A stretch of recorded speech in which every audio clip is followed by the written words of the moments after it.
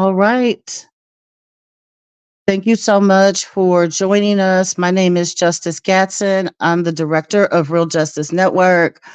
Squad is here today, our dynamic leaders, our core leaders at Real Justice Network.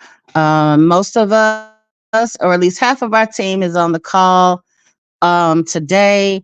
And we just want to come to you and talk to you about the cost of bail. As you know, for several years now, we've been working with National Bailout and with other organizations to free Black mamas, to free Black daddies, to get our folks out of cages, out of prisons, and out of jails. And we are coming up on our sixth annual Black Mamas Bailout Keep Out. So we are really, really excited about being able to go grab some more of our mamas and bring them home to be with their babies, bring them home to be with their families. And this is work that we are deeply committed to and work that we deeply care about. So I got my team here. We're going to talk to you today. As we come off the mic to respond, go ahead, leaders, and give a bit of an introduction. Tell the folks who you are, but hold that until you respond to these questions. So I'm going to lead us through a couple of questions, some really important dialogue that we want to share with our community. And especially right now, while we are in the middle of bailouts, it's bailout season. Mother's Day is in a few days, and we want to get people home. We want to get people reunited with their families. And as we go through this, we're paying bail. The lowest bail amount that we have is $5,000. The median bail that we're paying is 10,000, and the highest bail that we've paid is $50,000. And that's a lot of money. That's a lot of money. And we still have some of our folks who are in cages with ransoms even greater than that.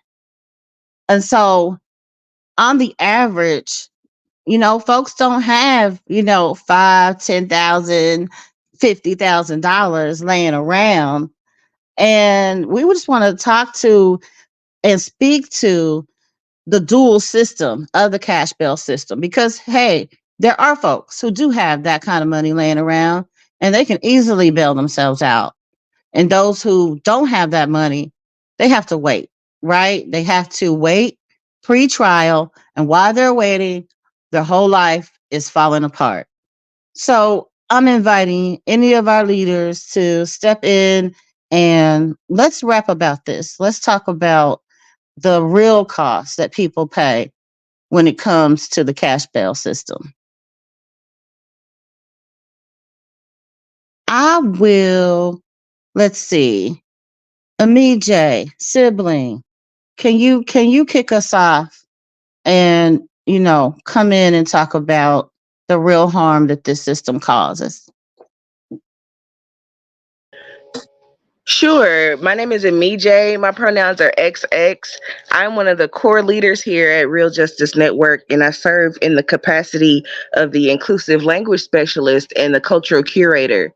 Um, from my experience, I generally work with queer and trans populations, people of color, of course. In my experience, the cost of bail is livelihood, honestly. As you said, even the lowest amount of bail that we have this season is $5,000. $5,000 completely change someone's life. Whereas some folks are out here spending $5,000 on a Birkin bag. $5,000 could mean rent, clean water. It could mean transportation. It could mean food. It could mean pet care, child care for so many different people, so many different reasons. And in my world, it could also mean medical care. It costs to be trans. It costs to be queer.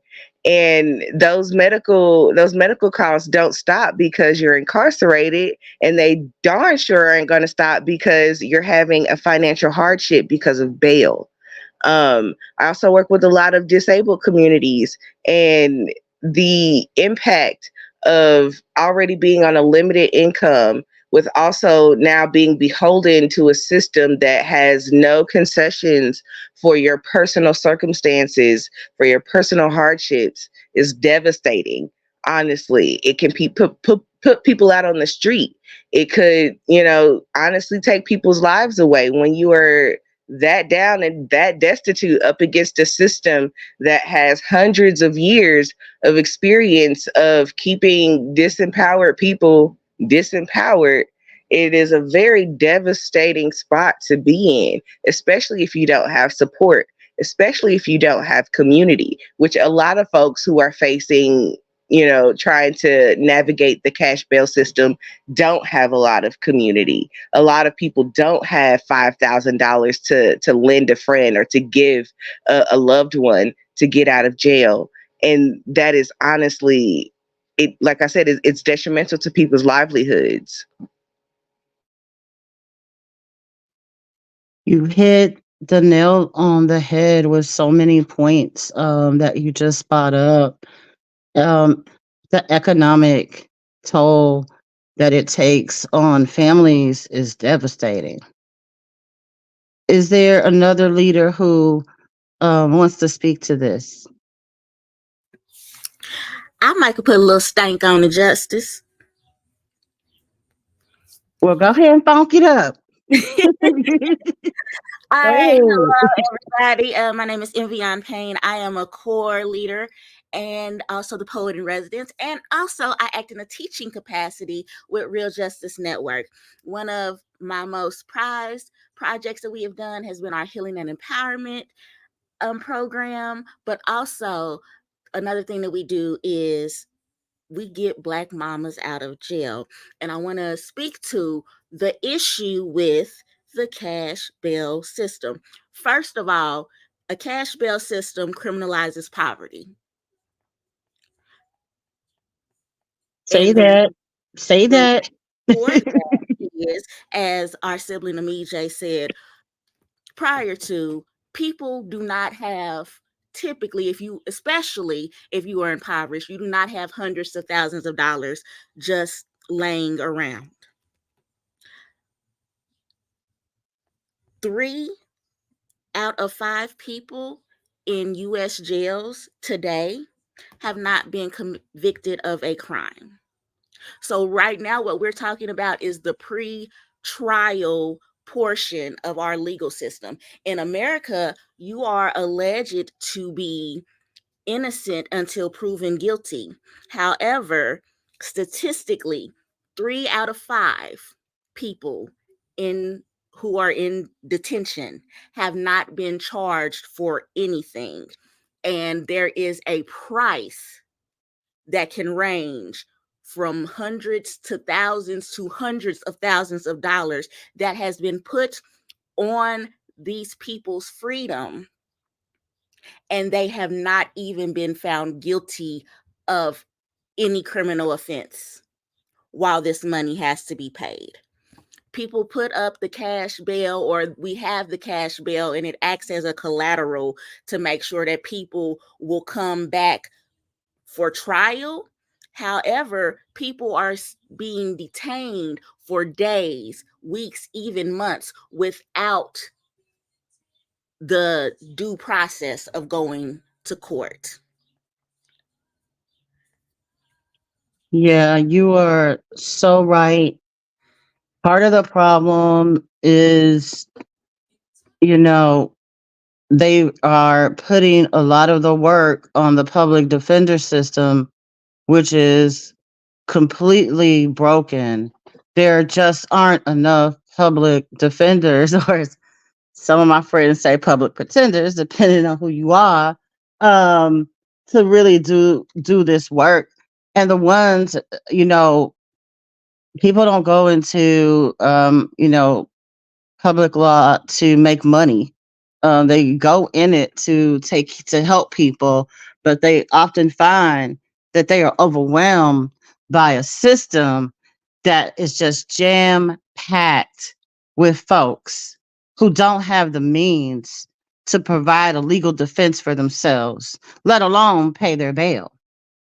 So, this unequal system definitely impacts poor folks, impacts trans folks, queer folks, disabled folks, the absolute most. People who are already at the margins and living outside of the margins. Let's keep it real. Struggling to get back or to get there. But they keep getting pushed down by the policies, by the systems like the cash bail system. Um, and it's not just the financial, impact, because there is another cost. There is another cost to this system and what it really does, what it does to people, what it does to families. Any of our leaders want to pipe in? I could pipe in, Justice. Good evening, everyone. My name is Avari. My pronouns is she or her. I am one of the core leaders with the Real Justice Network, and I'm also one of the leaders with our Healing and Empowerment program with our women of survivors. And I wanted to piggyback off of what Justice just said. First and foremost, the system is very notorious of putting disadvantages on a lot of our people that are in the middle class, if not lower class. A big disadvantage. I am someone who has been on bond supervision for 2 years, and me actually living in it, there's no way that anyone can ever tell me how hard it is on anyone. It's not, oh, a statistic I'm reading out of a book, an article, hearsay. I'm actually living in it. The fact that I am a single mother, and no, I don't have, like Amije was saying, 5,000 laying around, 10,000 laying around. Know what I'm saying? I am a single mother, not getting any support, no child support, no anything. Know what I'm saying? In this economy at that, is crazy. And to have me sitting in county jail, not knowing when the next court date will be, just changing court dates whenever y'all feel like it without going over it with me, my attorney, not anything, just to y'all discretion whenever you feel like it, is a big disadvantage on me, my family, and also my children. Not being able to get access to getting on a phone for over 48 hours, not knowing where my kids are.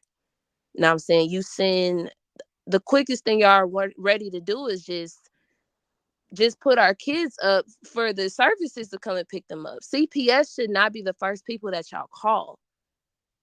Not everybody is a bad parent. Things happen, and things just happen. And so when it comes to these disadvantages of having these high bonds, having these high prices for people to get out, is ridiculous to me. It's greedy, it's selfish, and it's very inconsiderate. I don't feel like it should be a reason to ever have bond be that high. Ever. It's it's backwards to me. And I just feel like it's selfish and it's greedy. Not let alone how we're treated even when bond is posted. I mean, without Real Justice Network, I really couldn't be here sharing this testimony. Without their support and their love and just the hard blood, sweat, and tears that they poured into my life, I wouldn't be able to be in this grateful position that I'm in right now.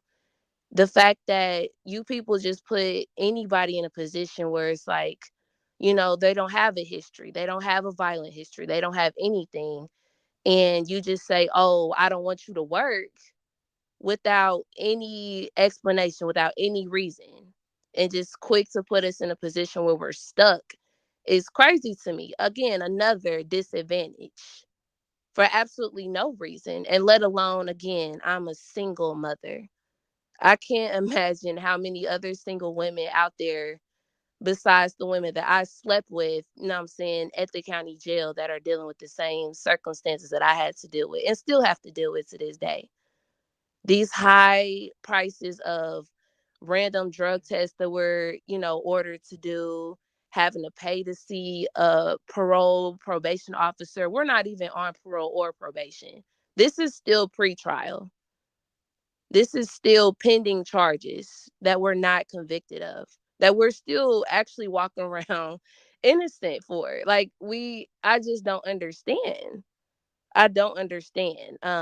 You're submitting people to pay $500, $600, $700 for something that we're not convicted on. Is crazy to me. To have us living in conditions where it's inhumane, where I wouldn't even allow a dog to live in. And again, these are innocent people, regardless of what the charge is. Innocent people that you have not proven guilty of, and you just have them sitting in there and they can't afford to get out.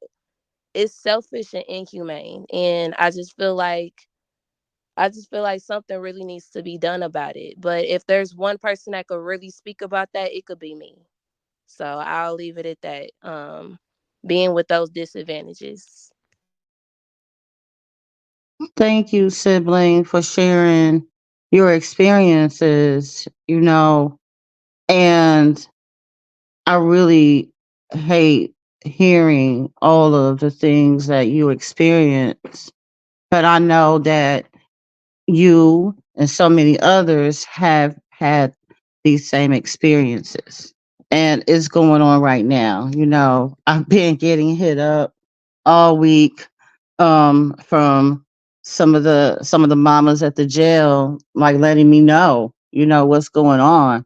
But despite what's going on, the other thing that they let me know is that they see themselves outside of them bars. They're visioning themselves outside. They're telling me about their plans to go to school and their plans to attend their son's graduation and all the things that they're looking forward to. Because, you know, at the end of the day, for whatever the charge may be, that particular, and even if it is something that a person has to account for, that cannot be the total sum of their life, that moment.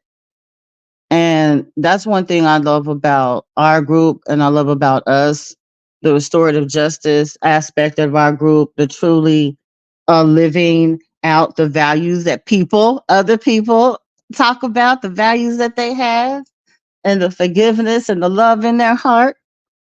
But what I can say is that we actually live it out, and we do that in a way that helps to transform our communities. Um, I often think about the lives that we touch and the people who come to us for help and how we're able to show up. And we wouldn't really be able to do that without the support of our community. I mean, to be honest, without our community supporting us in doing this work, we couldn't do it. And so we want to say thank you to our community. We want to ask our community to keep supporting us. Keep supporting us. Support the bailout work that we're doing. Support the keep out work that we're doing. That Healing and Empowerment Fellowship is so important for our community healing. It's so important to help break generational curses and end traumas as much as we can as a people, as a community. But as family and thinking about the generations and generations of our folks who have been impacted by jails, prisons, we all have a loved one, a cousin, an uncle, an auntie who spent some time away from the family because they were incarcerated. We know also that 80%, 80% of those in jail under local authority have not been convicted and are presumed innocent. Also, over 80% of incarcerated people are parents to children under the age of 18. So this is the cost to the lives of these children who don't have the benefit of their parent at home. You know, we came back from the Free Her rally and march in DC, and it was a beautiful experience to be in the streets with thousands of previously incarcerated Black mages taking up space, taking over the streets, talking about the 10, 20, and some of them gave up 30 years of their life to a system, missed out on everything with their children.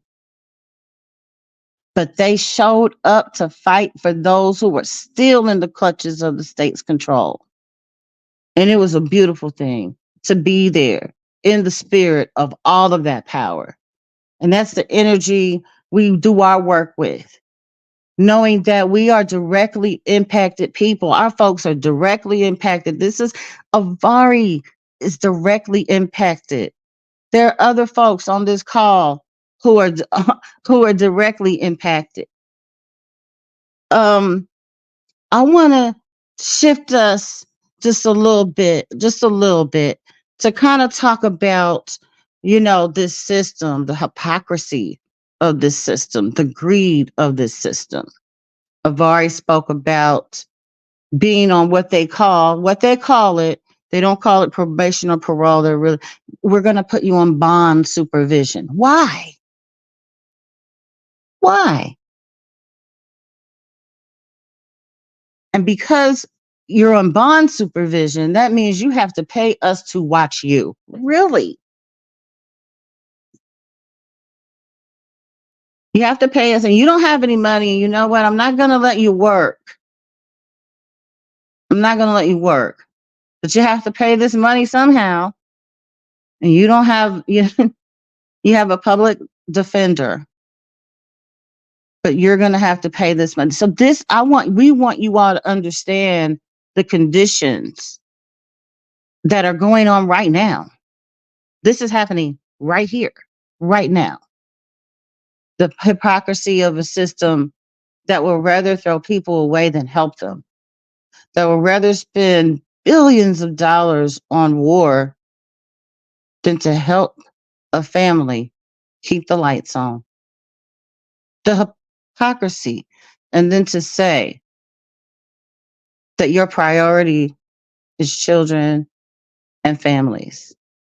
These are the systems that are supposed to be helping our family members, our communities. So whoever feels, the spirit, chime in and let's talk about the hypocrisy. I am moved because I was actually waiting on this segment. First, I think it's important to remember that the entire judicial system, from top to bottom, from every judge, Supreme Court member, to every law enforcement officer, every DA, it's all a part of a system by design that is a leftover stain of chattel slavery. That bond, that bail that we're paying, is also the same type of bond and bail that a lot of our ancestors were paying for their very freedom. It is literally the same thing. Speak on it. See, this is it. These bail monitors are overseers. Come on now. Hey, break it down. They are there. They are there to make sure that the product, i.e., you, come on, gets back to the farm, gets back to the plantation, because we also have to remember that the prison system is not necessarily just a system, it is a business. A People business. make Yeah. money off of Yes. everybody that is in every cell across the nation. And Mhm. the last thing that these businesses want are empty cells. Mm. So they're going to do everything that they can to keep their product on the shelf. They're going to do everything that they can to keep their workers on the farm. Mhm. And I mean, that even goes all the way down to tracking your movements with your ankle monitors. You weren't getting off of your plantation without a note that you couldn't fucking read, Mhm. That's right. presumably. And that is also very indicative of how most people who are trapped in the system absolutely don't know how it works. Mm. And that is by design. And it is absolutely hypocritical, but as as black people, as people of color, just if you are melanated in this nation, you understand what we mean when we say there is a dual system, there's a dual reality at play Mhm. here. Yes, two Americas. Our politicians and all of our leaders, all of their leaders tell us that we care about children and we care about families, we care about Americans. But the data, the culture, the research, the media, it all reflects that their vision of an American is not you or me or anybody Come on else who now. is brown. So they absolutely do care about children and families. They just don't care about ours. That's right. Ooh. Whew. Saying the whole word. Saying the whole word. Pure And hypocrisy. yeah, yeah, straight out. And it's really that hypocrisy is really embedded in the fact that also in their families they have single mothers. Also in their families they have queer and trans folks and disabled Mhm. folks. And these are very much the people that they are willing to step on in order to get a knife at us, in order to put a shackle on us. And For an that's a problem. ideology. Yeah. And also the fact that, you know, white men are scared because they're dying out. I mean, Aka always says, you push push a rat in a corner and see how hard they fight. Mm. And the world population tells us that this place is going to look different. It's going to look different. And when white supremacy, so-called white supremacy, let's call it that, has been reigning for so long, people have been sitting at a position of power and privilege, literally riding off the backs of others, and they don't want to give that up. And so, you know, the jails are supposed to be for us, and the prisons are supposed to be for us and not for them. And they are supposed to benefit, as Amije said, just as they would had we been their possession. We're in their minds, we are still their possession. And this is still slavery. We shouldn't say had there been slavery. This is still slavery. Yeah, so the hypocrisy, and especially right now as we see the United States support of, the murder and killing of babies and children and bombings of hospitals. Um, it's a lot. It's a lot going on. I want to um, let people know that despite all the things going on in the world and despite all of the distractions, and even despite the violence. Let's keep it real. Hmm. We're still here and we're showing up and we're going to continue to do our part to bail mamas out of jail and to not just, do this bailout, but to help keep people out, to help keep people out of the clutches of the system. And I want to just uplift the work that we're doing with our bailout this year. Again, we're right in the middle of bailouts. It's bailout season. We'll be coming with some really great reports in the next day or two. But we are getting things together to help some mamas come home in the next 24 to 48 hours. And we wanted to just take some time and let you know that we are having a couple of events. We would really love for you to show up and support these events. We are, let's see. One of our team members, let them know what we're going to do at the Spirit of Freedom Fountain this Saturday.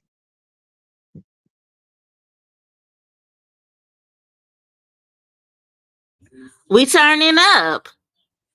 Yeah, pretty much. We're turning up for Black mamas. We're We turning up gonna for Black mamas. rally. We gonna make some noise. We gonna show our face and our love and our support for our community and the children and the mothers and the womb warriors and all Mm-hmm. folks, all kin folk invited. We want to see you All out. kin folk invited. Yes. Bumblebee, tell our siblings what we gonna be snacking on.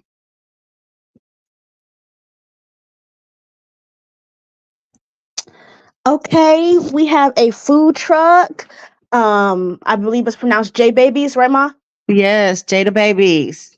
Jada Babies. Tasty food truck. So Jada Babies, a Black owned food truck business. Go ahead, we'll be out there. Yeah. What else? What else? Tell us more. Tell us more. What's it gonna be on the food truck? People want to know. I know There's I gonna do. there's gonna be chili cheese fries, regular fries, hot dogs, a vegan burger thing, I think. A vegan burger. You know what? That is, I know what that is. That is actually the Chipotle vegan burger, and it comes with hot fresh fries. That sounds really, really good. I might get that. Um so the hot dogs, a lot of people don't eat pork, but I do know that these are beef hot dogs. I do know that these are beef hot dogs. And did you say nachos? Did you say nachos? I like me some nachos. I like me some nachos. Well, we want our community to come out. We want people to enjoy whatever the food truck has to offer. Come enjoy the activities. We're gonna be doing some stuff like Beyonce said. And we're gonna be eating too, like Beyonce said. And you are certainly welcome. Certainly welcome. And then we have another event. We have another event later that evening. Um, who can share about it? Who can share about it?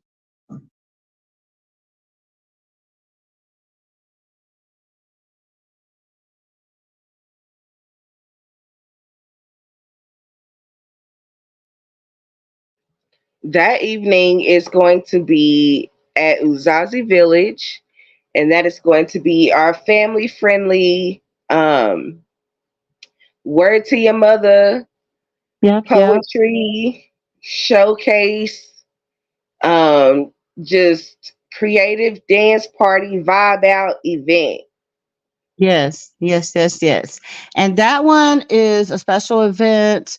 It is going to be recorded and will be a part of a documentary that we're working on. So that, and we have a limited number. We can only have 50 people. in the space at Uzazi, please sign up. We have QR codes. We'll post some things. Check out our pages or DM one of us, and we'll make sure that you get what you need in order to sign up for that special event. But hey, come on out, bring your mama out, to the park, up to Freedom Fountain, bring your kids out, bring your whole family. We're gonna have a good time on Saturday. That's at noon, and the event at Uzazi, doors open at 6:30, and the program starts at 7. I think that's a wrap up, other than we're going to be, coming with some updates about our bailouts and what's happening and who we're bailing out, sharing what we can. As you know, we definitely protect the privacy and, security needs of the folks that we are getting out, many of them, especially being survivors of domestic intimate partner, sexual or state violence. It's really important to us. But you're gonna know something. We're gonna share some tidbits about who we're bailing out and how this is gonna be impacting their life. And of course, we're gonna bail out, but we also gonna keep out. So we'll be going through our participatory defense all the way through. And last thing we ask you to do, again, support with a donation if you can. Any amount helps to free a Black mama. Any amount that you can give, 5, 10, 20. Yes, all of that adds up to what we need to bail them out. So please give what you can. Please share our information, share the stream, listen to, some of the information that we're sharing, some of the difficulties around what's going on, and support us. Support the bailout, but continue to support our work, because we do this in a real way. We show up, we impact people's lives, and we want to be able to keep doing that. We want to be able to keep being a part of the health and healing of our community. So, is there anything else, family, before we go? Any final words, anything people want to say? See y'all Saturday. Yes, we hope to see you. And bring mama out. Yes, bring your mama them, your baby mama them. Well, maybe not your baby mama them if y'all got problems with people event. But we still want to see everybody come out. Tell them about the food truck. It'll be all right. All right. Peace I would like to. I would come like on, to say that. I would like to say that. It has been an honor listening to this conversation. I thought I was going to have something to say to make some people aware, but you guys have it down pat. And I do appreciate it. I feel I went to some spiritual and religious thing for a minute, but I do appreciate it, and I just wanted to say on record that it was a wonderful conversation. And thank you. All right. All right, y'all. Well, on the count of 3, we're going to end with "On My Mama." We're just going to say "On My Mama." All right. 1, 2, 3. Oh, My mama. Oh, my hood. All right. So, let's see.